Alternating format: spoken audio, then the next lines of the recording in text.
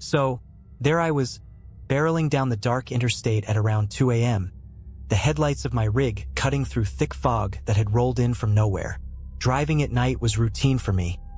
I'd been hauling loads across the country for years, seen every kind of weird and unsettling thing you could imagine. But this night was different.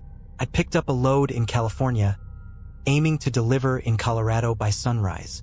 It was a long haul, but the road had always been a friend, even if a strange one at times. After all, there's something about the hum of an engine and the sight of nothing but open road stretching in front of you that can make you feel invincible.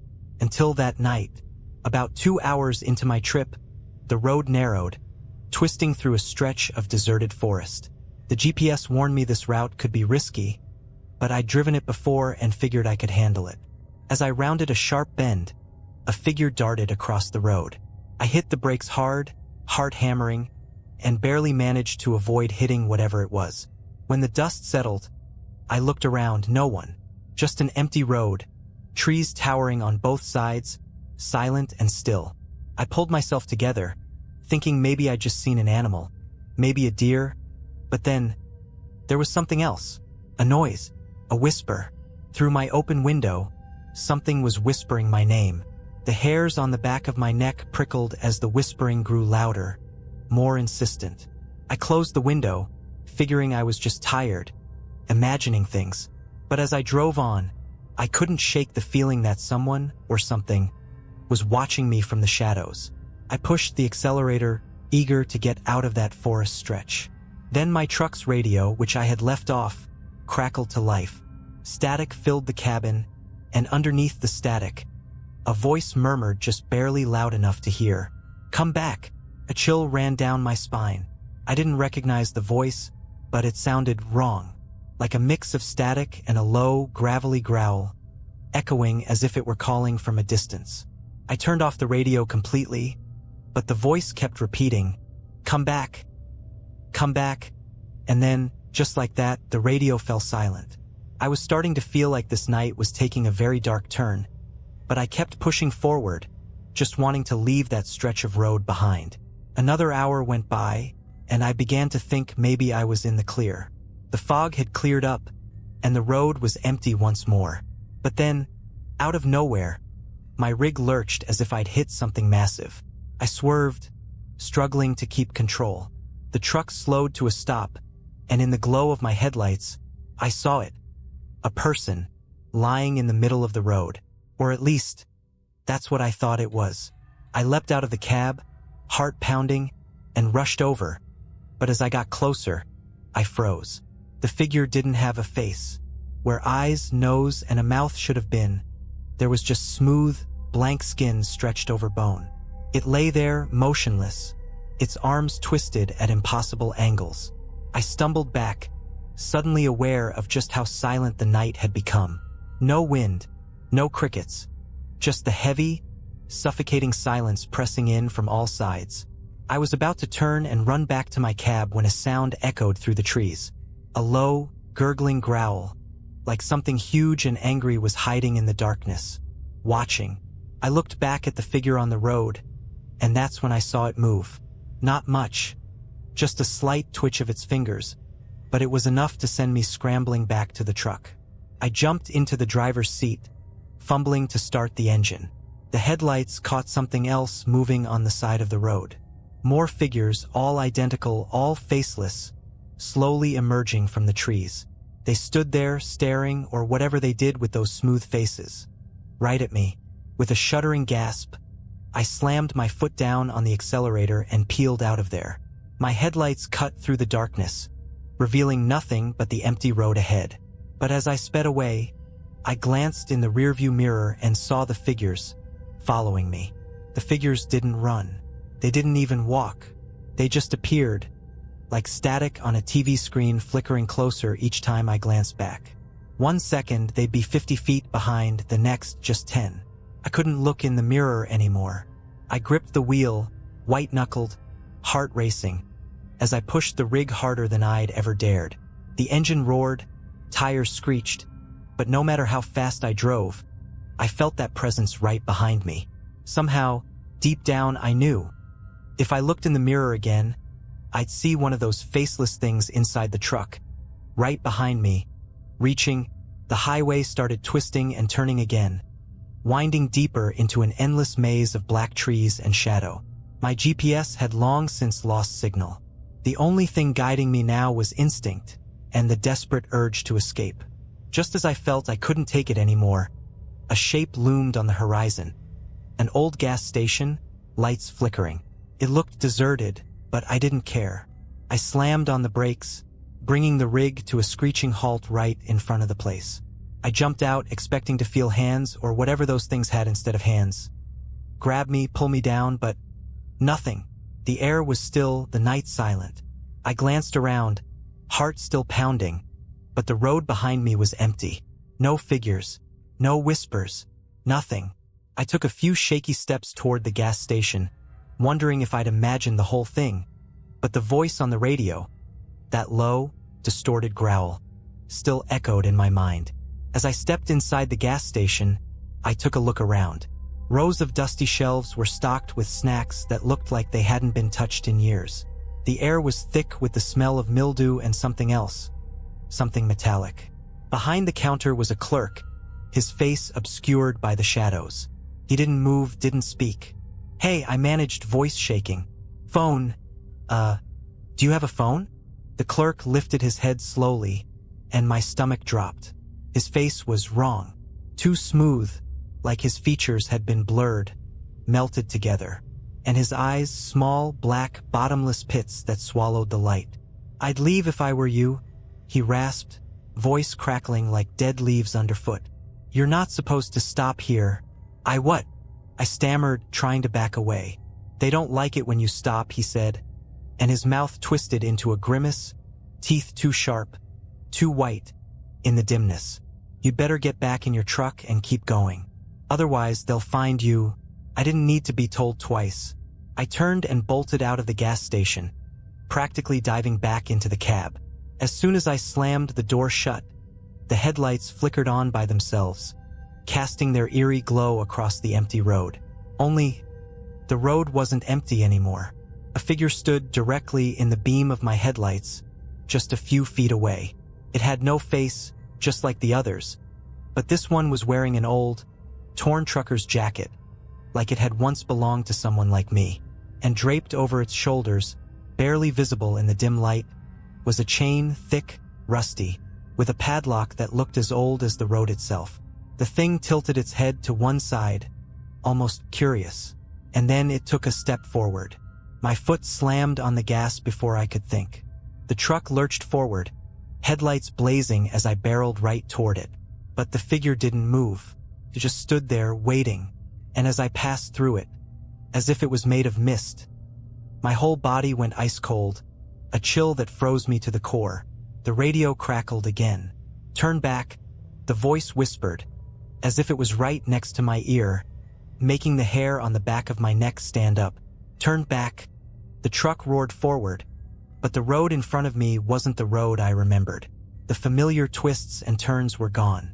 Instead, I was hurtling down a straight, narrow stretch lined with endless black trees. No landmarks, no signs, just an endless path that seemed to go on forever. I glanced at the clock on the dashboard. It was stuck on 2:37 a.m., the digits flickering weakly. My GPS was blank, no signal, no map, just a hollow, empty screen. I tried the radio again, desperately twisting the knob, but all I got was that same low, static-laced growl. It droned on, maddening, echoing through the cab like it was trapped with me.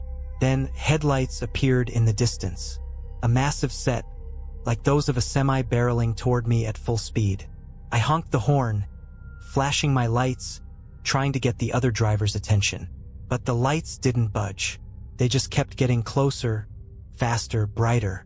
My heart pounded as I gripped the wheel, hands slick with sweat. The headlights bore down on me until they were blinding, consuming everything in their beams. I couldn't see the road. I couldn't see anything. And just as the lights reached me, I braced for the impact, and then silence. I opened my eyes, heart still racing, and realized I was parked at a rest stop. A regular, run-down, quiet rest stop. The cab was still, the headlights shining onto an empty lot surrounded by dark trees. The clock read 5:47 a.m., and a faint, grayish light crept over the horizon. Morning was coming. I sat there for a few moments, shaken, wondering if I'd dreamed the entire thing. My fingers were stiff and aching from how tightly I'd gripped the wheel. My throat was raw from shouting, but the truck was fine. Everything was fine. I was parked like I'd just pulled over for a break. In a daze, I climbed down from the cab, rubbing my eyes. I looked around the empty rest stop, trying to get my bearings. The first thing I saw was another truck parked a few spaces down. It was an old, rusted rig that looked like it hadn't moved in years. And then I saw him, a man, standing just behind the truck, staring at me. He was wearing an old, worn trucker's jacket, and across his shoulders, slung like some kind of twisted burden, was a heavy chain with a padlock. I couldn't see his face, not clearly anyway. His features were shadowed, but I could feel him staring, like his eyes were burning right into me. I turned to get back in my truck, to get away from him, but as I moved, he called out in a voice as hollow and empty as the static on my radio. "They don't like it when you stop," he said, almost a whisper, barely audible over the hum of the engine. "If you keep going, they might just let you go. But if you stop again, you'll never make it out." I climbed back into my truck, hands shaking as I started the engine. I didn't look back. Couldn't. As I pulled out of the rest stop, I forced myself to focus on the road, to keep my eyes forward. The sun started to rise, its light breaking through the trees, washing over the road in front of me. But even as I left the rest stop behind, even as the sky turned from gray to blue, I could still feel his presence, a shadow lurking in the rearview mirror.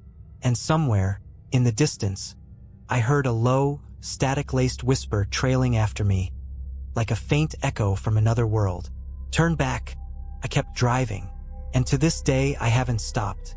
Not at night, not in the fog, not when the whispers come through the radio, because I know that if I ever stop again, they'll be waiting.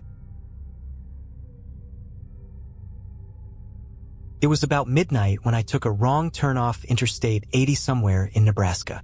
I'd been on the road for almost 14 hours straight, hauling my load across 3 states. Sleep wasn't an option. I had to make it to Denver by morning.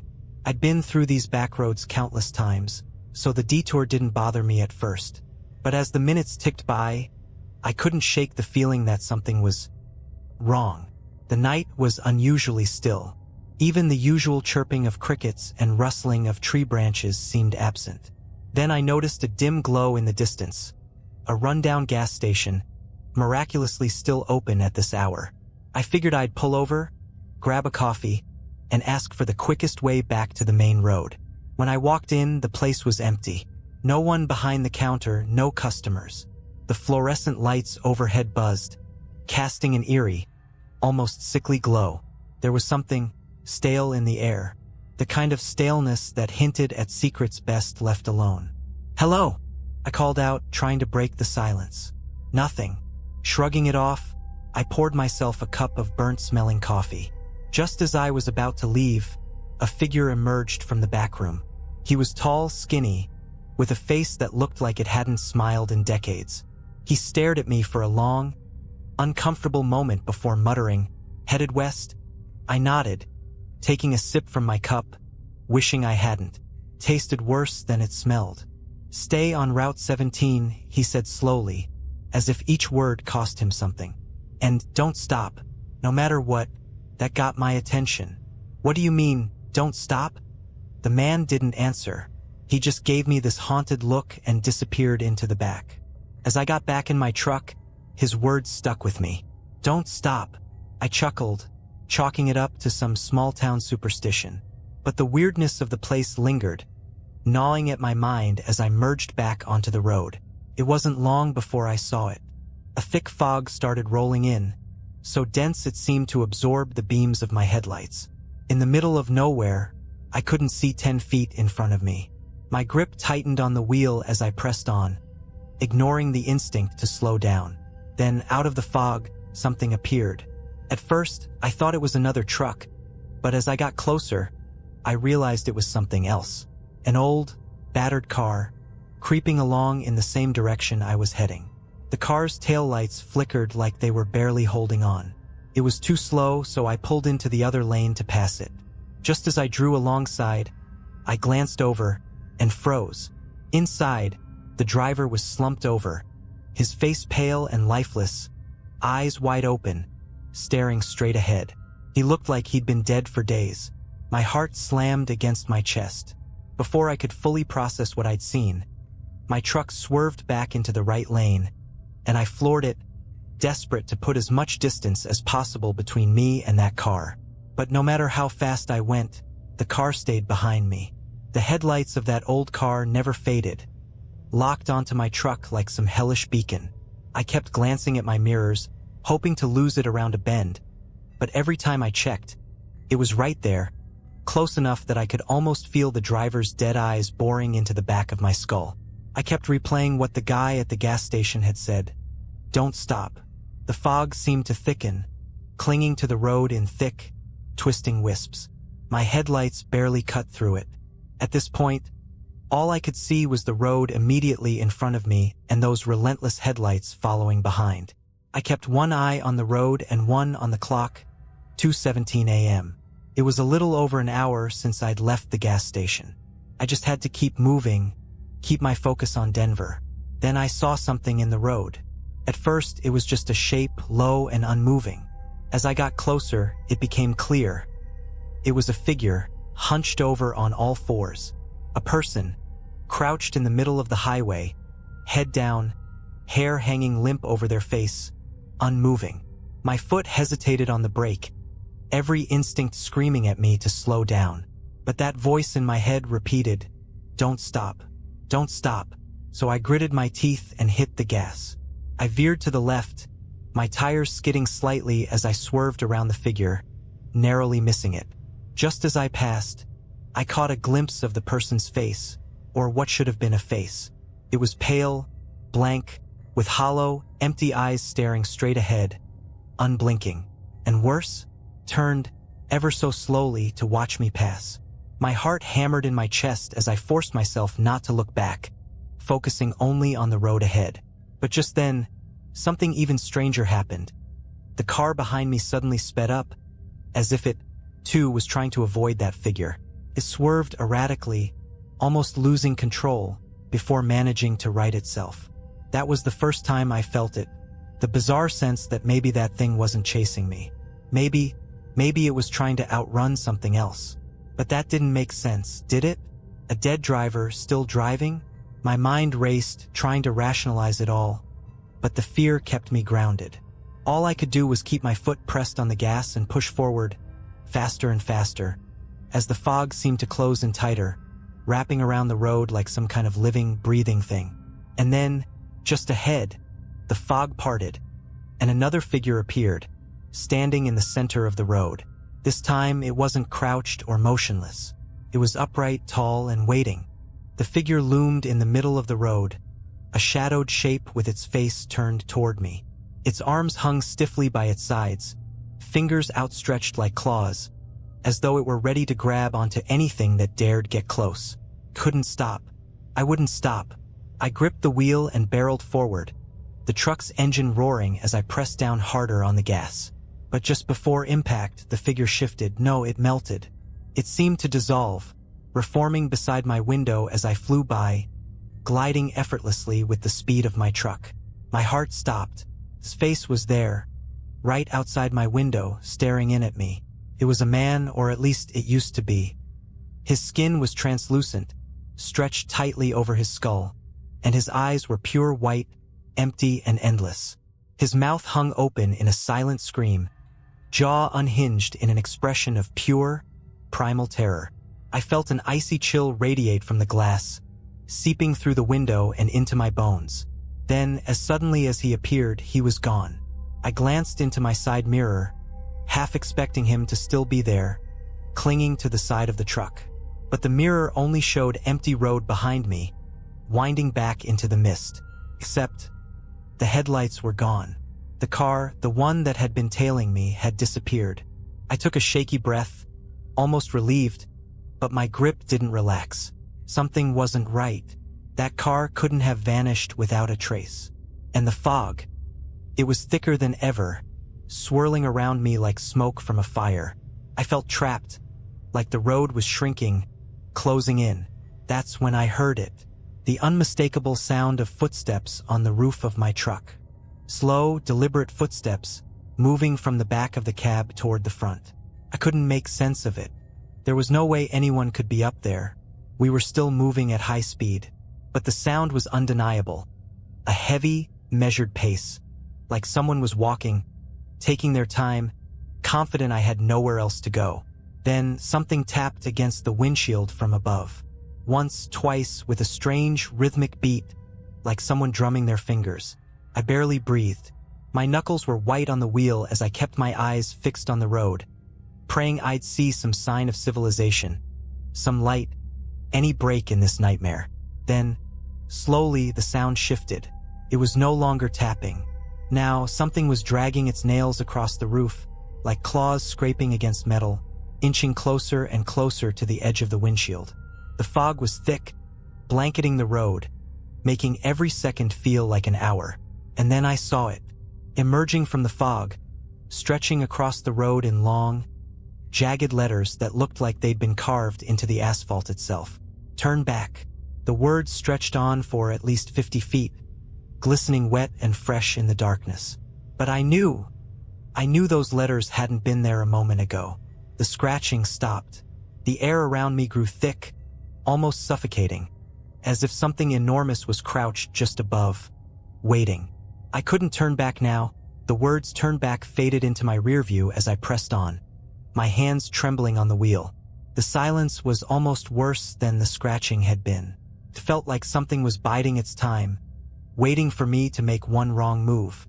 The fog tightened around my headlights, so dense it was like driving underwater. Every instinct screamed at me to pull over, to turn around, to do anything but keep going. But the guy at the gas station's voice rang in my head again. Don't stop, no matter what. Then, out of nowhere, the radio crackled to life. The static was loud, filling the cab with harsh white noise. I jumped, my eyes darting to the dials, but my hand froze mid-reach as something came through the static. A voice, low and strained, like it was fighting to be heard. It was my own voice. Shouldn't have come this way. My blood turned to ice.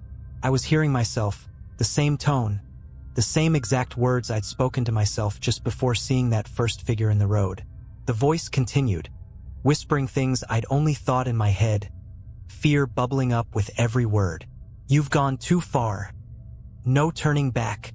My heart pounded as I struggled to ignore the radio, but the voice grew louder, overlapping, each version of my own voice layered over the other until it was like a chorus of fear. And then, they all fell silent, replaced by a single hoarse whisper. He's here. In that instant, my headlights revealed something up ahead. A figure, no, several figures, lined up along the edge of the road. They didn't move. They just stood there, watching as I drove by, their faces shrouded in shadows, but I could feel their eyes following me. One of them lifted a hand as I passed, pointing, and slowly, almost imperceptibly, each one of them turned their heads in the same direction, as if guiding me somewhere, their eyes tracking me like I was prey. I could feel the weight of their gaze, heavy and consuming, as I gripped the wheel, desperate to outrun whatever this was. I forced myself to look straight ahead, my pulse hammering, barely breathing, hoping this would end. Then the road began to twist, bending into turns that shouldn't have been there. I knew this route and it was supposed to be a straight shot, but now it was winding and narrow, and every turn felt like it was leading me deeper into some unseen trap. And that's when I saw the headlights behind me again. Only this time there were two sets. One came closer, accelerating fast, the light growing brighter, almost blinding in my mirrors. The other stayed back, as if keeping its distance, watching and waiting. My hands were slippery with sweat as I tightened my grip, the truck rumbling as I sped up. But no matter how fast I went, the headlights behind me got closer and closer, like they were chasing me, herding me forward down this cursed road. I glanced in my side mirror, And that's when I saw something that made my stomach drop. There was a figure in the passenger seat beside me. I couldn't look directly at it, my vision fixed on the road, every instinct screaming not to acknowledge whatever was sitting there beside me. But in my peripheral vision, I saw just enough.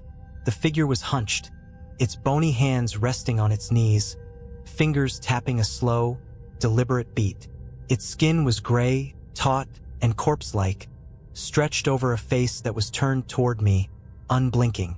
Its eyes were pits of darkness, endless and consuming, and even without looking straight at it, I felt its gaze boring into me. It leaned closer, the stench of rot and damp earth filling the cab, pressing down on me. I clutched the wheel, knuckles white, struggling to keep my focus on the road. My heart raced, each beat louder than the last, thundering in my ears.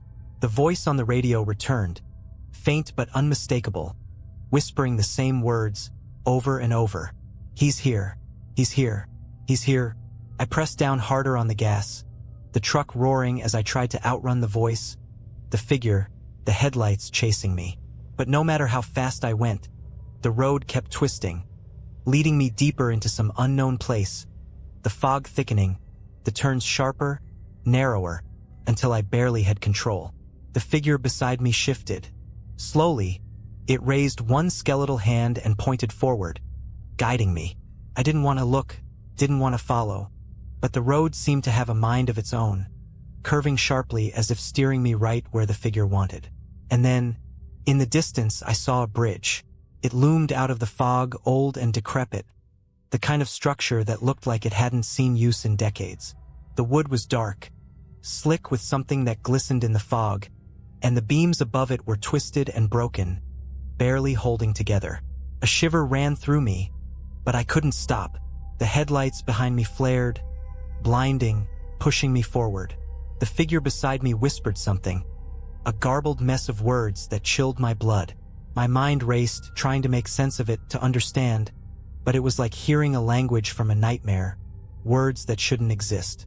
As I approached the bridge, the figure leaned in, closer than ever, so close I could feel the cold radiating off it, freezing the air between us. Its lips cracked open, and for the first time, it spoke clearly. "You can't escape. He's waiting." My pulse skittered. I could barely breathe. The bridge stretched out before me, endless and dark, a chasm below it that seemed to go on forever.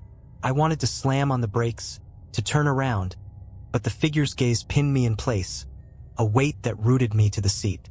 Then, just as my front wheels hit the bridge, the headlights behind me went dark. The road behind me disappeared into the fog, swallowed whole, leaving only silence. And that's when I heard it.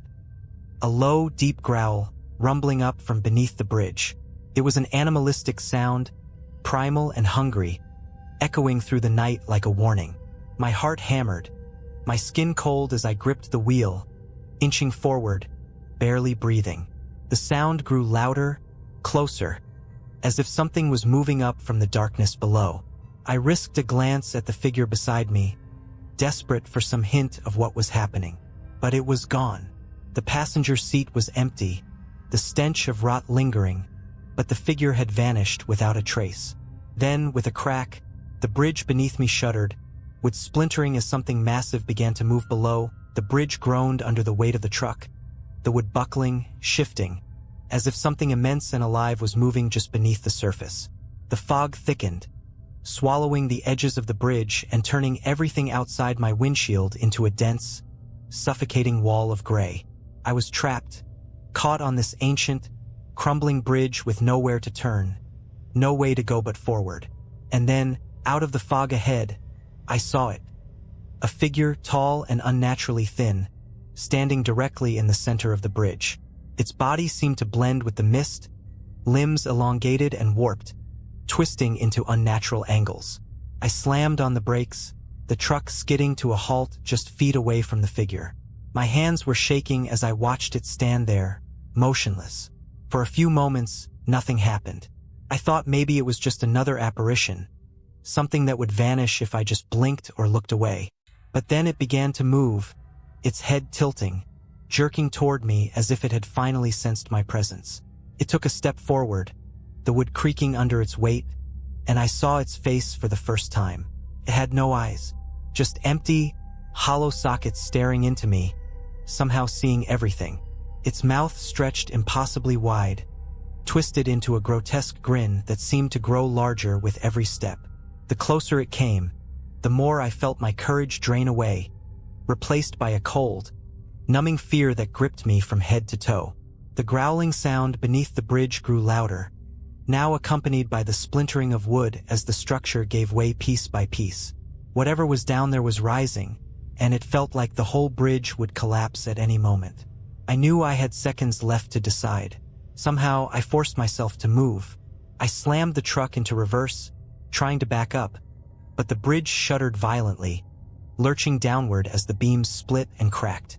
The headlights flickered, casting strange, twisting shadows across the fog, illuminating the creature just inches from my hood. Its fingers stretched out, reaching for me. With a primal scream, I threw the truck back into drive, my only choice to plow forward, straight toward the figure. The truck lurched, its wheels skidding across the splintering wood, but I kept going, pressing down on the gas with everything I had. The creature let out a shrill, inhuman scream, its mouth widening even further as I barreled straight into it. I braced for impact, but when I hit, the figure exploded into mist, vanishing as though it had never been there. The truck roared onto the other side of the bridge, but the growling below followed me, relentless. In the rearview mirror, I saw the bridge behind me collapse into the chasm, the fog closing in as planks and beams tumbled into darkness. I kept driving, not daring to stop until the fog finally thinned and the road opened up. My heart pounded as I reached a crossroads, the signs pointing toward Denver glinting under my headlights. It was over. Somehow I'd made it. But as I rolled to a stop to catch my breath, something caught my eye in the rearview mirror. Just a glimpse, but enough to send a cold chill down my spine. In the shadows at the edge of the road, barely visible in the dim light, was the figure. Standing there, motionless, its hollow eyes locked onto me. I didn't wait. I slammed the gas, tearing down the highway, heart racing, knowing that I'd left something back on that bridge, but something else had followed me. I never liked taking the night shifts, but as a truck driver, you don't always get a choice. You just take the load and go. That night, the dispatcher called late, saying they had a last-minute job for me. A run out to a small town in the middle of nowhere. One of those places that barely appears on a map. And yeah, it sounded a bit weird. The guy on the phone wasn't our usual dispatcher, just some low voice with too much static in the background. But it paid double and I wasn't about to turn that down. I should have turned it down. Around midnight, I was on a narrow highway, trees dense on both sides, swallowing up any light besides my headlights. The road was dead empty. Not a single car passed me in the last hour. Radio static buzzed quietly in the background, the only sound besides the hum of the engine. A good way to stay alert, I told myself. But something in the air felt wrong. The kind of feeling you get when someone's watching you, even if you're all alone. After a while, I started noticing strange signs along the road. Nothing like the usual mile 25 or no littering ones. These were old, rusted, barely hanging on their posts. I squinted as one came into view. It had no words, just a hand-painted symbol of a twisted figure. Its head was cocked to one side, its limbs longer than humanly possible. That uneasy feeling grew worse. I turned my eyes back to the road, shaking it off as just some prank from local kids. But then the radio crackled louder. Through the static, there was a faint voice, just a whisper, like someone far off. "Turn around," it said. Then, nothing. I laughed a bit, chalking it up to a prank or my own sleep-deprived mind, but I turned the volume down anyway. After about 20 minutes, I saw something in the road up ahead. A silhouette, maybe 30 yards away, walking along the edge of the highway. Just a shadow in the glow of my headlights. At first, I thought it was an animal, but as I got closer, I realized it was a person. They wore a long, tattered coat and didn't seem to notice my truck barreling down behind them. It wasn't until I was practically on top of them that they finally looked up. Their face, if you could call it that, wasn't right. The features were blurred, almost melting together like a half-formed clay sculpture. Eyes too large, mouth stretched into a frozen, unnatural smile that twisted at odd angles. As I sped past, their gaze snapped to meet mine, unblinking. I felt a shiver crawl up my spine. I knew I should have kept driving, but I slowed down, glancing in my rearview mirror. There was no one there, just the empty road behind me. I sped up. The voice on the radio came back, crackling with static. Louder this time. "You need to leave." I pressed the power button, trying to turn it off, but the voice kept coming, scratchy and distorted. I hit the button harder. Nothing. Then, a burst of static cut through the silence, and I heard the sound of footsteps. It sounded like someone was running, bare feet slapping against cold concrete, and it was getting closer. My heart raced. I stomped on the gas, forcing my rig to go faster down that winding road. My eyes were glued to the rearview mirror, watching the empty road behind me. And then I saw it. That twisted figure was back. Not walking this time, running. Its long, distorted limbs pumped furiously, its misshapen face fixed in a grotesque grin, and it was keeping pace. I forced my eyes forward, praying that whatever it was wouldn't catch up. The radio static exploded again, deafening this time, and I heard a scream, sharp and piercing, like nails dragging across my mind. My vision blurred for a second, my grip slipping on the wheel, and the truck veered slightly before I managed to steady it. Just ahead, a shape emerged from the trees lining the road. A man, waving his arms frantically in the middle of the highway, his eyes wild with panic. I swerved, barely managing to avoid him. My brakes screeched as I brought the truck to a halt, my heart thundering in my chest. I looked out the window, but the man was gone. Nothing but the empty road stretched out before me. I told myself to keep going, just get the hell out of there. But something in me, maybe the old trucker's code of helping others, made me check the side mirror again. And there he was, the man standing just behind my truck, staring up at my window. His eyes were wide, mouth gaping open as if he were silently screaming. I didn't dare get out. I just stared back at him, feeling my skin prickle with cold dread. He took a step forward, his hand reaching up to the door handle. I floored it. The truck roared as it leapt forward, leaving that figure behind in the swirling dust. I didn't look back, not once. I just drove, faster than I ever had, the trees blurring past as the road stretched out in front of me. Hours later, I finally saw the lights of a gas station, a sign of life. I pulled in, barely able to keep my hands steady as I climbed out of the cab.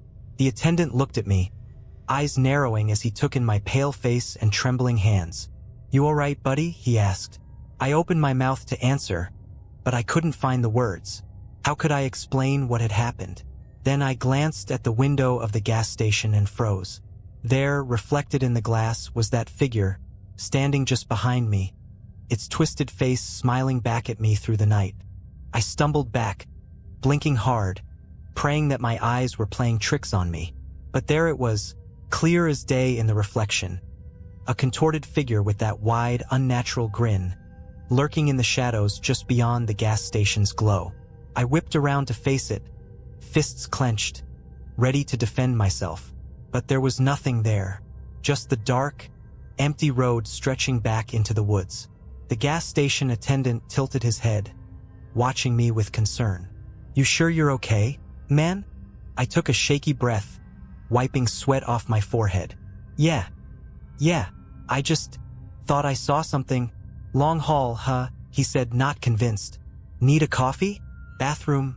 I nodded, feeling stupid for letting some hallucination shake me up this much. "Yeah, coffee, please." Inside, the fluorescent lights were harsh, casting everything in a sickly white glow. The place was silent. No music, no hum of fridges, just that thick, uncomfortable quiet. I moved to the counter, drumming my fingers while the guy poured me a cup. I couldn't help but glance over my shoulder, scanning the glass doors to make sure I was still alone. As the attendant handed over the coffee, I felt an overwhelming urge to just talk to someone, to explain what I'd seen, to ask if he'd ever experienced anything like it on this highway. But before I could say a word, I noticed something odd on the guy's arm. It was a tattoo right above his wrist, a strange symbol that looked familiar. It was the same twisted figure I'd seen on that rusted road sign, its limbs bending at impossible angles, eyes hollow and black. My breath caught in my throat. That tattoo. I pointed at it,